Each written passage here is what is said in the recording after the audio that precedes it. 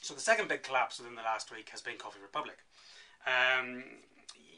There are a huge amount of factors. We can all speculate as to why that has been, but as far, in my view, there are a huge amount of factors that have come to that, and I don't want to go through all of them now, but I want to treat them within the context of the desire and trust thing. And as I say, you need to go to freecoffeeboys.com to see that video and sign up, and you'll get to see that video.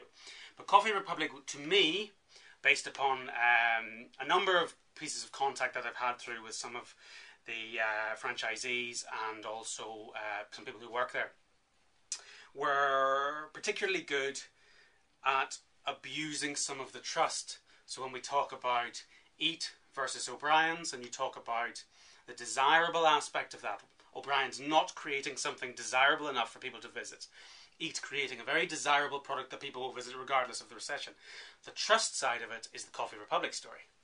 And the specific story that I was told from a guy who works in a Coffee Republic was that what they were doing was they were having to mark up sandwiches.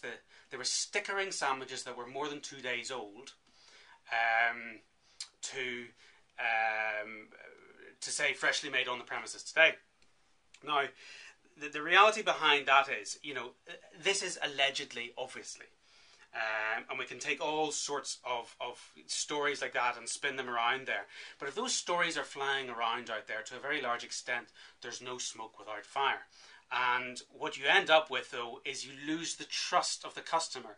If they did happen to do that, then the customer who buys that sandwich and finds that the sandwich, buys it on the trust factor of the made freshly today or made here today sticker, and then takes it home and knows perfectly well that it wasn't made freshly today because it's stale or the bread isn't as fresh as it should have been, the trust is gone. So he'll not be back. So you get that very, very short-term benefit of the short-term sale. But if you abuse that trust, like they allegedly did within that unit, then that's what's going to happen. Now, that happens in all sorts of different ways. It's very short-termism. There are all sorts of other factors as to why Coffee Republic possibly went down. But if, as I say, it did happen, it's a really classic example of how you cannot fool the customer. You cannot abuse that trust, whether it's within a sandwich or a cup of coffee or anything else that we do within the business. You have to be straight. You have to play the game properly. You have to create something that is as desirable as possible. But what you cannot do on the flip side of that is abuse the trust and sort of pretend it's more desirable than it actually is. Sometimes you have to take a bit of wastage. Sometimes you have to work a little bit harder. Sometimes you have to sort of spend a little bit more on the basic ingredients. You can't cut the corners, particularly not now when the customer is more much more aware of what their pound needs to go towards.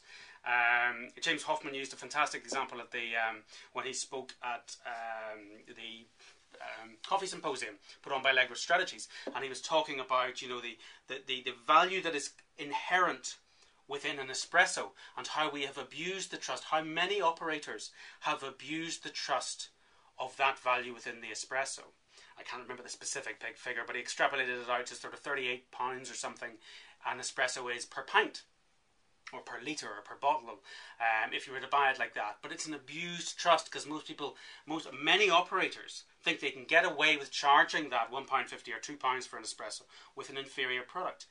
In a tough economy, you will categorically not get away with that. So you must be trustworthy in the customer's eyes and the consumer's eyes.